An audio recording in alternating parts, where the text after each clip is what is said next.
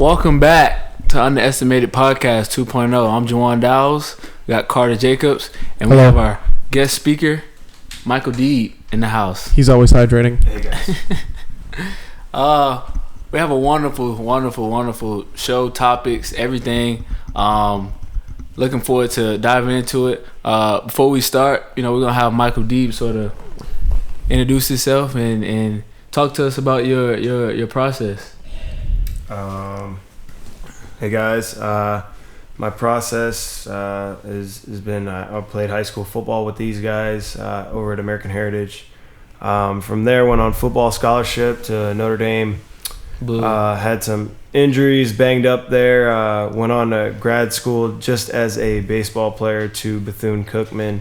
Then played a year of independent ball in Puerto Rico and the Northeast United States, and then spent a few months with the White Sox before having labrum and sports hernia surgery. Now working to get back onto the field. Oh man, you had a journey. I mean, geez, you was all over the place. Talk to us a little bit about how you always were so high energy in high school and in college, because I know your energy doesn't really change much, and you still manage to keep that energy. If you have him on Snapchat, you know what I'm talking about. The guy screams at the sun every single morning and doesn't drink coffee. Let's hear it. Yeah, I think the biggest thing is just the immense amount of gratitude that I just wake up every day and start that off with a win. Just the fact I get to wake up. So it's just having a lot of gratitude and trying to make the best of each moment, because we only get one of them. And a guy that we were all coached by, John Timmons, he always used to say it would be the only, for example, October 20th, 2019, it's the only one in the history that'll ever occur. So just like that type of mindset, trying to apply that to all my daily tasks is something that's really kept me motivated and high energy throughout the day. Man, that's hard to do, because I wake up and I'm like, God damn, here we go again. What's new? Talk to us a little bit about your recruiting process. Yeah. Out of high school, I know you were highly touted. Talk about your recruiting process. What made you choose Notre Dame? What ended up being your demise, so to speak, at Notre Dame, leaving from all the injuries and accepting that you don't want to keep doing this to your body? Well, back in high school, kind of what put me into full football focus mode was originally a tear in my elbow in my throwing arm that took me my focus out of baseball a little bit, and kind of really football took over. I had no offers. I'm a junior in high school. I'm looking at Sony Michel, one of my teammates, and that was highly recruited. Already had a lot of offers. Was him amongst a bunch of other guys on the team. As you guys know, we're bringing a lot of college coaches to practice, and it was my first year in the linebacker position. I was kind of lost a little bit, had some success, but not really versed in the position and really mentally up top efficient at the mic position. And just the amount of exposure. I mean, that's what got all of us our offers, was competing against one another. Exactly. I mean, we had so much talent within our own team, just practicing against each other every day. I mean, it's what allowed me to start getting scholarship offers and start having success on Friday nights and getting recruited. And then to going on to Notre Dame, it was just I mean, I didn't spend a whole lot of time healthy, but I did pour into everything I had into the game, so I don't have any regrets there. Obviously didn't achieve on the field what I wanted and goals that I had set for myself, but I have no regrets with how anything's gone from then. But there eventually got to a point where it wasn't like in high school when I enjoyed making helmet-to-helmet contact and and that physicality and that just everything. I mean, I would run through a brick wall and not feel the residual effects. But yeah, junior year at Notre Dame, once I got surgery and had that the most recent concussion, my head was not feeling that way, so I had no regrets leaving the game. Yeah, I mean, we were the Bash Brothers in high school, so to speak. It's a Mighty Ducks reference. I don't know if you know. Wah, wah, wah. But no, I agree with you. There is a time where you do realize that there's a toll and, there's a different calling. And then it brought you back to baseball. What was it like traveling international, going that whole route, getting picked up by the White Sox? Talk about that path a little more. That was really just, again, the gratitude that I just had to still be playing the game. I had no more college eligibility left. I wasn't drafted. I wasn't signed by any team. And I found, I had actually made a list. So what I would do is I'd spend all my time while I was in class my senior semester at Notre Dame and when I was also at Bethune. Don't listen to that, kids. You got to do your work. I had already secured. I was in 5 electives. My last class. It was my last classes to get out of there. At Notre Dame, you already got the component. Wow. I had achieved what I needed in the classroom to maintain a 3.0 GPA, and so I was really spending a lot of time. I mean, I had over 200 email addresses of all these different people in the independent and minor league and MLB personnel, and would just send out emails of videos, everything, and I didn't get anything back. I no one would respond, and if they did, they were just the answers that you think you'd get. So I mean, I took a lot of shots and had a lot of misses, and then was just all right, well, there was this camp that I could try out at coming up in Maryland. My former roommate and Notre Dame alum Mark Wagaspack, he's actually in Maryland right now, in med school there.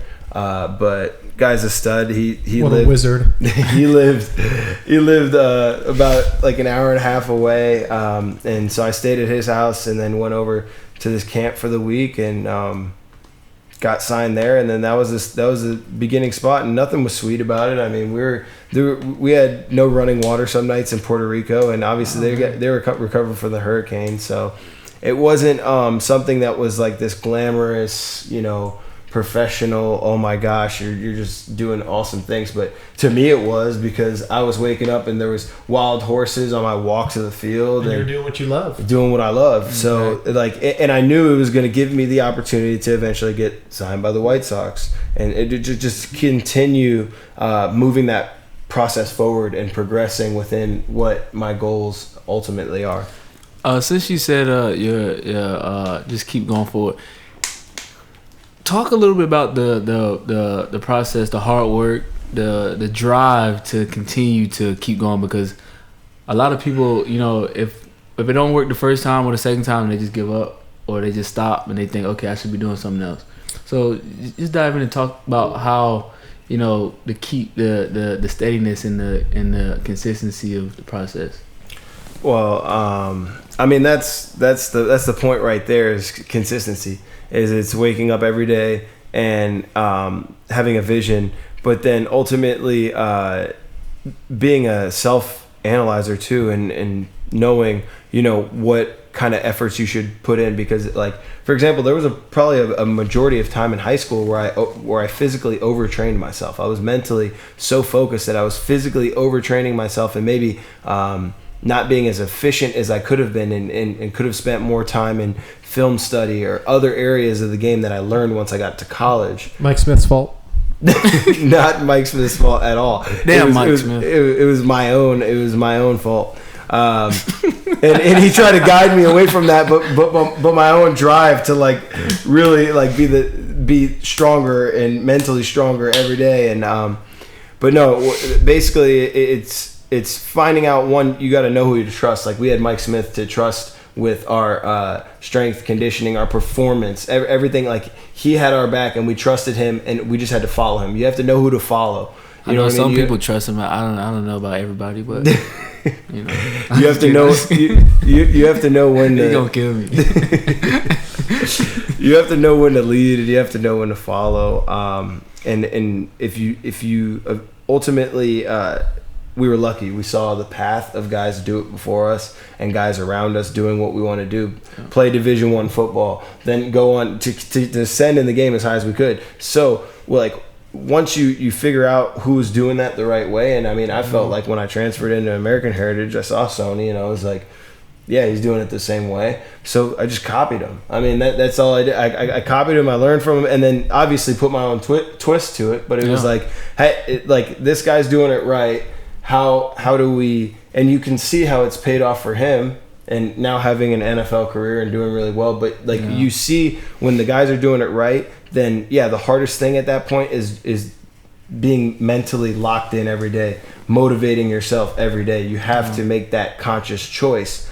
But if you're blessed to be around other people that are successful in the areas, or you know of people who are successful, yes, then see what they're doing right. See what they're doing right and apply it, because that's really what helps a lot of majority of people. Competition, iron sharpens iron. The same core values. I think when you think of a person who is motivated, very determined, will get turned down thousands of times, but we'll still get back up and keep punching you in the mouth. It's probably the first person that would come to my mind, because you don't really stop. You don't give in. So, testament to you for obviously always just putting your head down, going to work, and just getting after it, man. No, I mean, thank you. The first time I met Deeb, we played on the same team, but when we actually had conversation.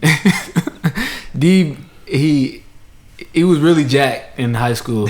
Don't let him fool you now, but he was jacked in high school. 500 push-ups a day. and so he looked at me, and I was just scrawny. I was 130, 135. And so he would look at me, but when he talked, everything came off as he was ready to beat somebody's ass all the time. So when he was talking to me, he's like, "Hey, you!" He'll grab my arm, my body. You gotta eat. You gotta lift. And he was talking so fast, I'm like, "What the hell is he talking about?" You gotta get some peanut butter. I'm like, I'm not. I mean, I eat peanut butter, but I'm not gonna get a jar of peanut butter and we should probably shove it down my throat. We should probably talk a little bit about Tim Conrad's depiction of Michael Deeb. Shout out to Tim Conrad kicking it extraordinaire. He made a depiction of Michael Deeb before one of our games of him leading us. I don't know if it was through the gates of hell, up a mountain. Deeb was pretty much pushing a massive boulder rock sort of thing up a mountain, and the whole team was behind him. And he was like, "This is Michael Deeb pushing the rock up, and we're just gonna follow him up this mountain, and then the rock's gonna go down. No help. We're just following. And we're gonna win." I was like, all right, great speech. Let's win this game, I guess. So, I mean, that's just testament to you. We really appreciate you coming on as well. So, do you have anything else to dive in on? Yeah, I mean, we can actually perfect segue into high school football. We're gonna dive right in and talk about some high school athletes who are playing very good football, as we talked about last week, but just falls short of the notoriety part. And also, we're going to dive in and talk about how we had a team this past week who had to forfeit some of their wins. But Trevor Reeves, he's a safety over at Edison. Big Uncle Luke, is the head coach down there. He has a history, a very deep history down at UM. But Trevor Reeves, he's a talented athlete. I got a chance to see him last spring, play against Miramar. All over the field, middle safety, very rangy. Will come down and hit you as well. Very good athlete. I think Carter had a chance to, I did. I took a look at some of his film. Definitely a free safety. I'd put him at the free safety position if I was anyone.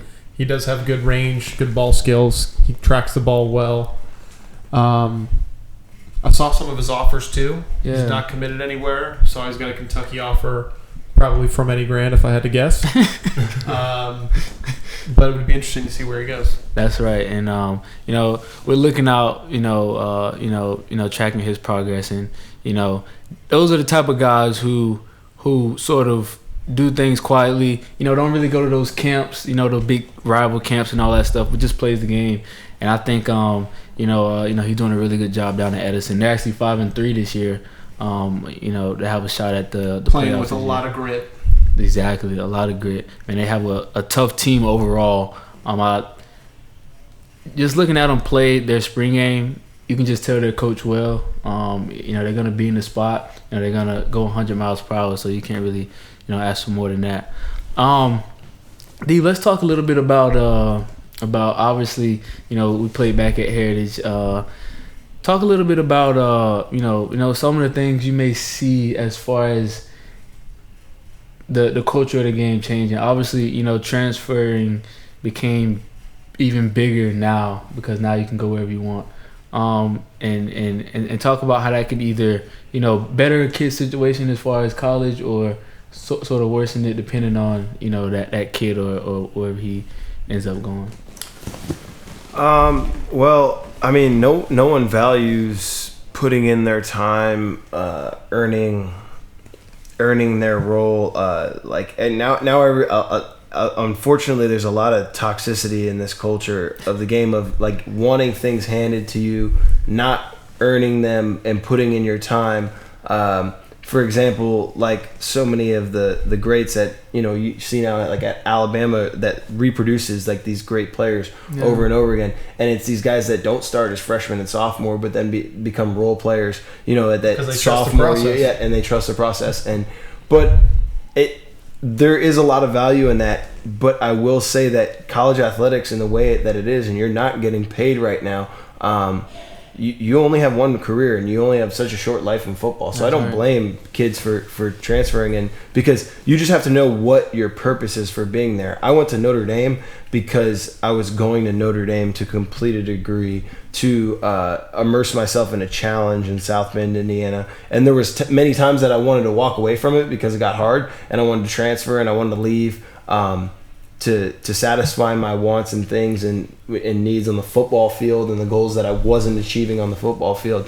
But I went for the school, I stayed for the school, and I'm because of the way things unfolded and how my life has been bettered by that school in so many ways. Exactly. I'm grateful for what I chose to do. But if someone's value is purely NFL and purely getting paid to tackle football, then coaching changes happen. It happened. Brian Van Gorder came in my sophomore year after he changed the defense and said, "Hey, my linebackers are usually around like 225, 235. Like I was got recruited into a system where we were like 250." I mean, I was the lightest guy when I got there, and then started putting weight on as soon as I got there. It was a 3-4 scheme playing with an uncovered guard.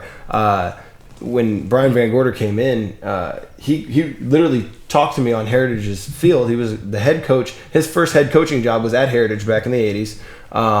He was coaching at Auburn at the time and told me, "Hey, I think you'll be a great player, but the scheme that we run at Auburn doesn't fit you. Whatever. Like good luck on wherever you choose to go." So he didn't offer me a scholarship, and now this is my new coach as a sophomore. I was like, God bless. Here we go.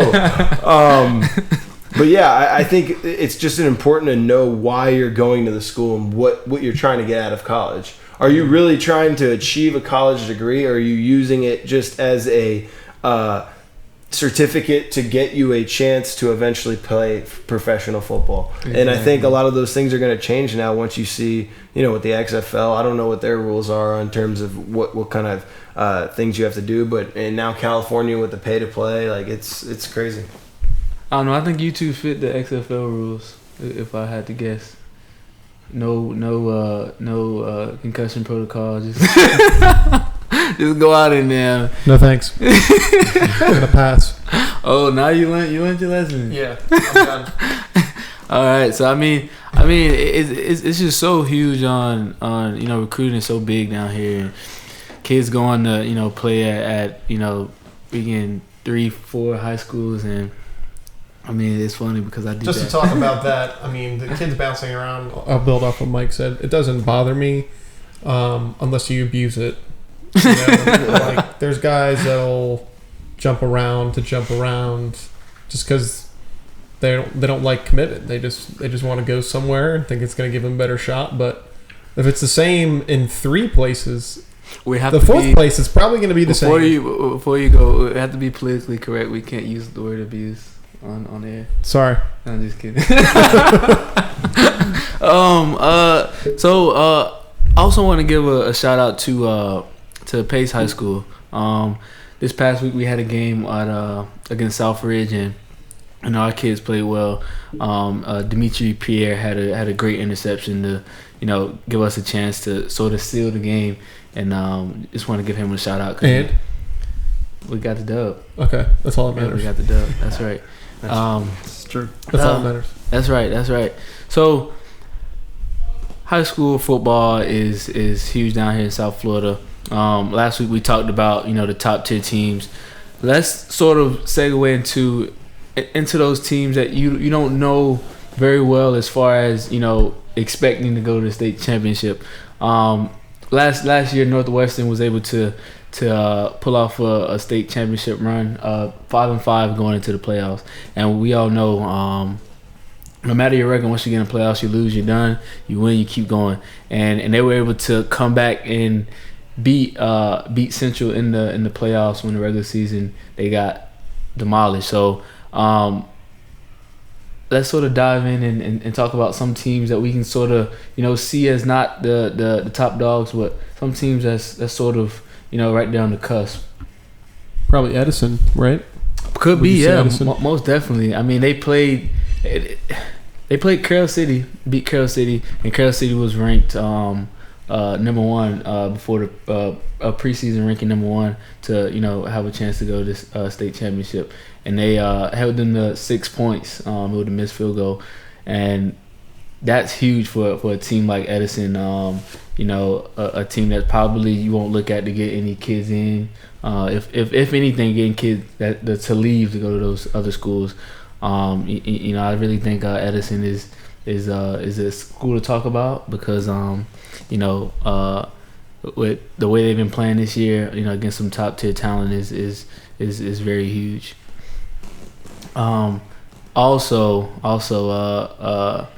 our rival Cardinal Gibbons played Heritage last year, and they got the tough win over Heritage, and this year they're sort of It was on Netflix. up in, huh? It was on Netflix. The game, really? Yeah. Oh, well, I gotta They check have it out. that little feature on that quarterback that went to Kentucky. Oh, okay. I know you're And talking the about. whole game's on Netflix. I actually saw myself in the back of it. Yeah, that wasn't. And I mean, kudos to Gibbons, but at the same time, I think those refs got a hand in those games. We play. Thanks to us, I mean, they gotta have the refs involved because I remember the score used to be, 70 to, or Patriots by 90. Pats by 90. Yeah, no, Man, we would kill them. they were not on the same playing field as us when we were in high school. That's just and it's a different time Especially the now. quarterback. And there's different players now. I personally haven't even kept up with high school football as much when we were in it. But back then, when they were claiming something at the time that they were at a certain level, we utterly destroyed them in every facet of the game of football and physically abused them. I mean, Isaiah McKenzie was He's one so of the, serious right now. the hardest hits. I'm not. It's not a conversation. It's factual evidence, and the scoreboard just showed. I mean, ridiculous. It was like they would hype it up in the newspapers and make it seem like it was something that was going to be a shootout and like this close game, and it would be like 79-19. I mean, just but yeah, maybe now times are different. But I just know of a certain time. I think they have a pretty good team. They're probably a team that you can sleep on in the playoffs, and they might That's pull right. something out. And Yeah, I'm sure they are. I mean, Yeah. this year I was actually surprised. They played Palmetto High, and I thought Palmetto was gonna kill them. They actually beat Palmetto. I mean, Palmetto has arguably two of the best corners right now based on stars and all that stuff. Like, I was able to watch them play, 7-on-7, watch them play, and they're arguably like pretty good team. And Gibbons, beat them. I mean, not by a touchdown. It was actually a pretty good victory for Gibbons. So that shows, they're doing something right over there. And they're gonna have a shot at the state title again this year. Yeah, I mean, if we were still playing there, the quarterback wouldn't be in. Just letting you know. He'd be down. He'd be out of the game probably by halftime. 2 picks and 2 drives. No, I'm saying their quarterback would be over somewhere in the ER. Yeah, they getting his collarbone fixed, maybe getting his brain looked at. But that was the MO for when we played them. Hey, look, we're not playing no more. Y'all can ease off the pedal a little bit. I mean, y'all sound like y'all about to go play tomorrow. Listen, if I were to step back into a coaching role, I would make a bounty system. 100%. I'm 100% making a bounty system. That is why he could not work in today's football. Like, they're kids. He would have to he would have to coach in like the 70s, and he would be a Hall of Fame coach. Yes. Like you and Lombardi, like you would be like Lombardi's favorite assistant. We're making a bounty system. Just throw a bunch of money in, and they can get lunch with it. The FHSAA would be all over your goddamn ass. I swear to you. Quick, we need to cut this out of the podcast. Eric, cut this out. Just letting you know. No. You can't cut this in out. Speaking of illegal play, Miramar actually got some news this week that they had to forfeit 4 of their games. They had an ineligible player. Classic. And I sort of feel for him because at the end of the day, I'm all for discipline, but at the same time, I think one person should take the fall and not the majority. And because at the end of the day, they're kids, and if you knew about it or not, I mean, it's understandable if you knew about it, but those kids are fighting each and every day in practice, in the games, to win, and to vacate those wins, it's tough. It's tough because now those seniors are sort of coming on the tail end of their season, the last 2 games, and they don't get a chance to sort of get that ring, and, yeah. I mean, it ultimately falls on the coach. Man, if I'd have to say anything, I would put it on the coach. Yeah. I would just say, I mean, not only the coach, but the administration and a lot of these schools down here, unfortunately, and I don't specifically know Miramar's situation. Yeah. But we can't be unrealistic in saying that it's not the best. And we were blessed at American Heritage. We had so many people in that office that were able to stay on top of us. I mean, our coaches had a great understanding of where all of our players were academically, eligibility-wise, in the clearinghouse, getting ready to accept scholarships, all these things. And unfortunately, especially a lot of these public schools that are lacking funding and stuff, they don't have people in those roles. So a lot of these jobs get just passed off and neglected until the FHSA, whatever it is, comes down and says, all right, we're bringing the hammer down, and the kids have to pay for something that they've got no say in. I agree with you 100%. It's like, it just sucks that the repercussions are brought back to the people who are putting in the hard work and doing the work itself out on the field. It's heartbreaking. Mm-hmm. I mean, because we were just talking about a kid from Miramar DB, and that secondary is probably, as a core group, they want to the top in Broward County, and to see those kids just having to especially the seniors, because they don't get to come back and have to forfeit those games, and now they're winding down their season and first in the district, and now they can't even get a shot. Tough luck. That's right. It is tough. It's tough. Let's jump on to the college ranks a little bit. Hold on, we're going to talk about Notre Dame first. Let's talk about Notre Dame, actually, because Notre Dame and Michigan, huge rivalry. Huge rivalry. Mike, you got to experience the game. What's your take for this week? What's your past takes And how do you feel?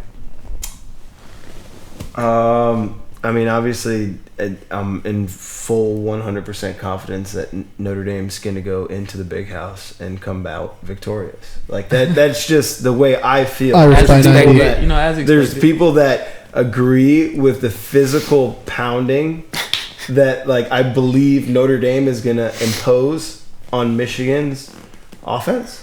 And the offense of Notre Dame is going to run very efficiently, and Ian Book is going to see things downfield and take chances and make high execution level plays, like really have his best game.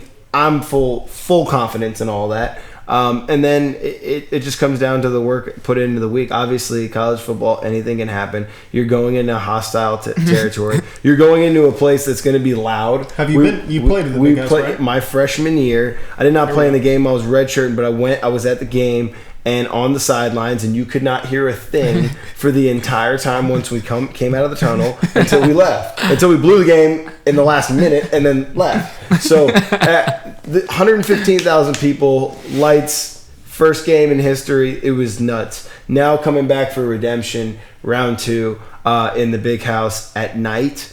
And I just think Notre Dame's a superior team. I just Irish by 90. Yeah.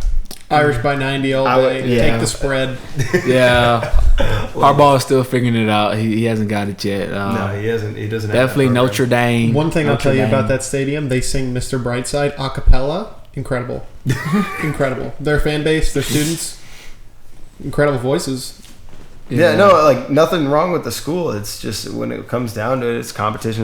Irish by 90.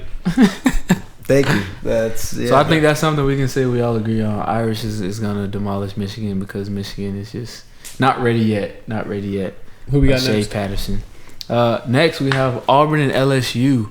LSU. Still fighting for superiority in the SEC, but we all know Bama is still, Tigers by 20. unless they're going against it's Bama unless they're going against Cincy. Right? We win by 90. I mean, you saw the final score yesterday, right? 103-13 Oh my God, it was playing on rookie by 90. No, I think LSU is going to just do fine. I mean, Joe Burrows has really found his rhythm. Yeah, he's playing football. He's playing football. He's making it look easy. So, But don't sleep They'll on run. those Tigers. Don't sleep on those they'll run, Tigers. he'll run away I'm with it. surprised you didn't represent for our alumni. Oh, Schwartz? Yeah, Yeah, the kid's fast. There we go. Fastest That kid. kid runs fast. runs very fast. Usain Bolt or Shorts? That kid moves his legs at a exponentially. Usain Bolt or Shorts? Usain Bolt. There we go. I thought you was gonna say. I mean, crap. I have a lot of pride in my old school. but Usain Bolt can literally run a 40 in flip flops. Alrighty, next up we have Wisconsin at Ohio State. Wisconsin coming off of. Ohio State. Easy. You didn't even think about it. Game over. Justin Fields is in too much. I'm more gonna than- go on the other side. I'm gonna go Wisconsin in a close game. They just lost to Lovie Smith Wow. and his extremely I white, know. extremely white Santa beard. Dude's beard is incredible. Listen, I understand. We need to get a shot of that on here. I understand, but I think Wisconsin's gonna wake up this week. I don't know. I think Ohio State will take shut. it. I don't think they'll shut the running back down, but I think they'll hold him to probably his least amount of yards. I believe Ohio State's good, but I'm just gonna go opposite of you because Okay. yeah. We'll get this big dub. Don't worry.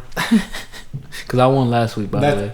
They're playing at Ohio State, right? Yeah. Yeah. I mean, it's really loud there. I played there. Extremely loud. They're screwed. What do they call it? Their stadium? What do they call it? The shoe. The shoe. Okay, Yeah. the shoe. On kickoffs, they do the OHIO thing, and I was probably about 5 yards away from. This. I was a freshman. It's like my second game ever. I'm playing on kickoff return. There's a guy about 5 yards away from me, and I'm like, "Hey, you got L3?" And he's just like, "What?" Nothing. Not a thing. Nothing. You can't hear a thing. They're all like, OHIO. I'm like, well, shit. I'm like, I guess I'll talk to you later. Hope you pick up the right guy downfield. That's it. I mean, I got these Exactly. guys running down me that are like 20 times the size of me. I was a freshman. And they're just running down. I think now we got to start getting those mascot heads Oh no, for the college. I'm not picks. doing the Lee Corso thing. No shit. Can you bring a Cincy mascot head? No. I'm just Cats by 90 all day. That's it. If I bring an orange head, would you bring it? Look, Q's is gonna lose the rest of their games. Whoa. Quote me on it. Whoa. The Cats are number 18. Okay, I'll let you slide with the Cats by 90 now. But you can't rag on the Cuse. You can't rag on the Cuse. Q's is All losing right. the rest of their games. No. If we put Cincy on, we're going to go undefeated. No comment. Okay. Let's wait. Let me ask Dave a quick question. How do you feel about the college playoffs? Do you think they should be extended, or do you think it's good right where it's at? Because there's been a lot of talk on extending those playoffs. Yeah, it's hard. I think a lot of things will shake up with the new TV contracts when they extend, whenever those are due, and whatever they do with this pay to play thing. I think there's going to be a lot of shift in college football, because it's just hard to especially when you see some of these small schools that put up a good resume and have this undefeated season. I mean, Yeah. UCF didn't benefit. Do you believe in from the it. SEC? Well, they couldn't bias? beat the Cats though. But I mean, yeah. No, there's a lot of there's a lot of fluctuation in college football, and unfortunately, it's hard to judge if some of these teams belong, and you know, if Notre Dame's not in a conference, there's no conference championship. I don't think they're worthy yet. I don't think they're worthy. The question I just asked you: Do you believe in the SEC bias? I mean, the SEC puts out a lot of physical bodies that in the old football game allowed them to steamroll through a lot of teams because they were just physically more dominant. But now as the game is shifting and the targeting and the teams are spreading the thing out more and it's turning more into like this 7-on-7 game. I mean, like defensive ends are Brian Burns now and that type of athletic human body. Before they were just these stout, big, powerful edge rushers. I mean, you're seeing the game shift a lot personnel-wise. So I don't believe in the SEC bias as much anymore because you're seeing that style of game kind of trickle out in the ways that those teams dominated for so long. Agreed. I think you keep it at four teams for now. Like you said, Yeah, like keep it at 4.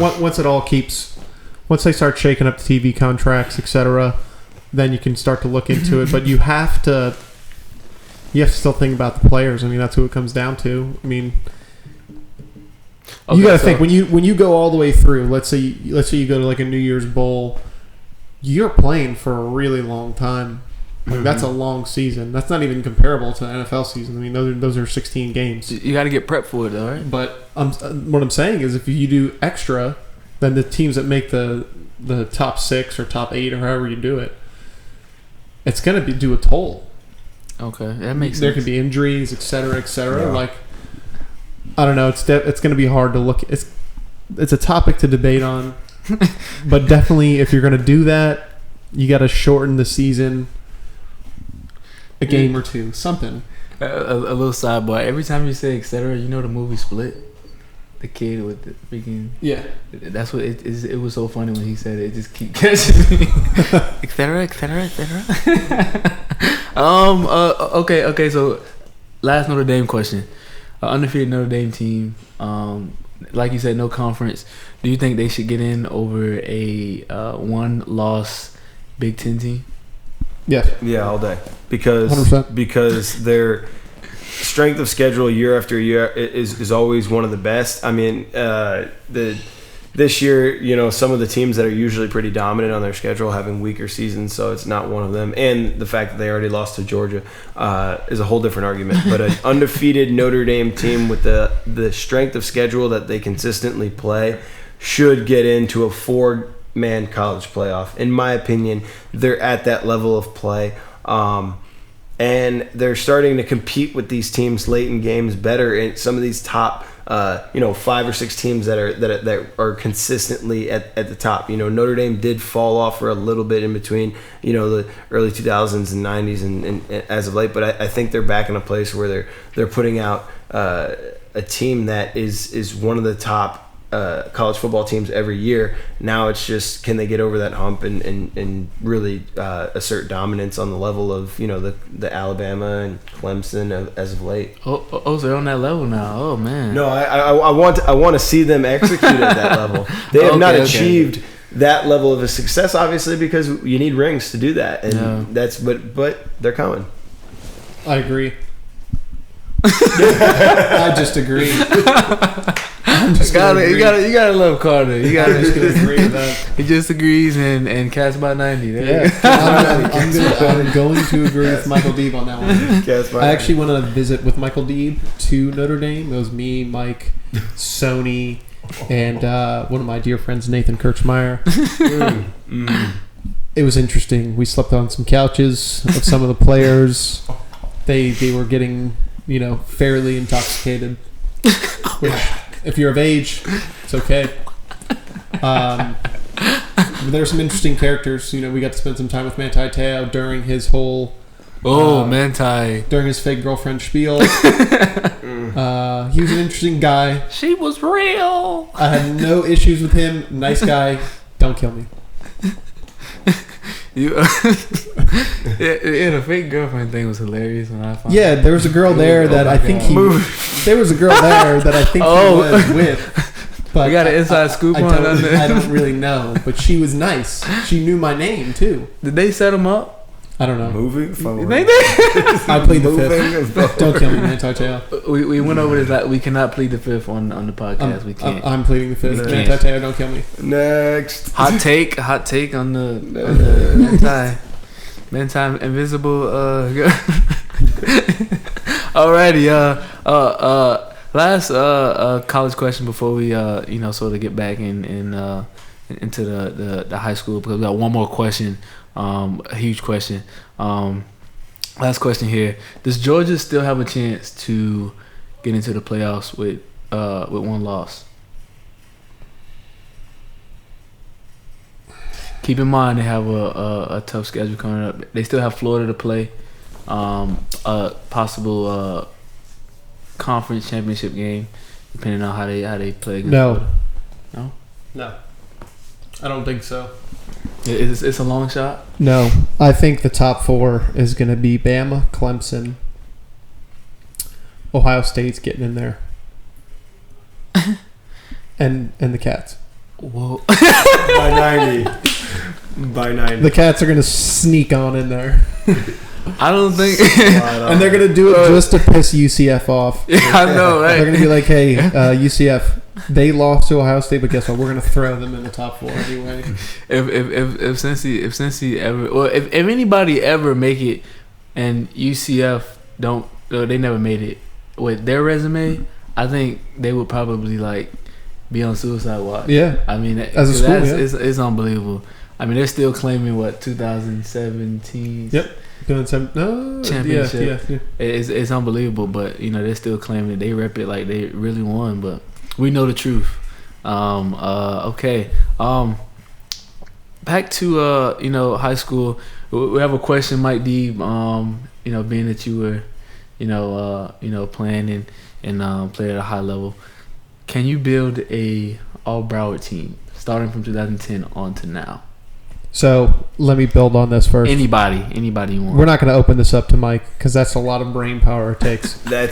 Yeah. Okay. So one, being my lack of following, like football in general and everything, and not in a bad way. Not that I'm like anti-football. I just don't specifically like I don't think I could think of 11 defensive players and 11 offensive players from Broward in that time because there are so many. We come from a place that is not like we're not in the middle of like Idaho where you'd be like that's our guy. We had 181 Division I football that's what players make it fun, in though. 2013. My signing class it makes it just out of Broward. Okay, so to think I'm just get Sony on there because I mean get him in there.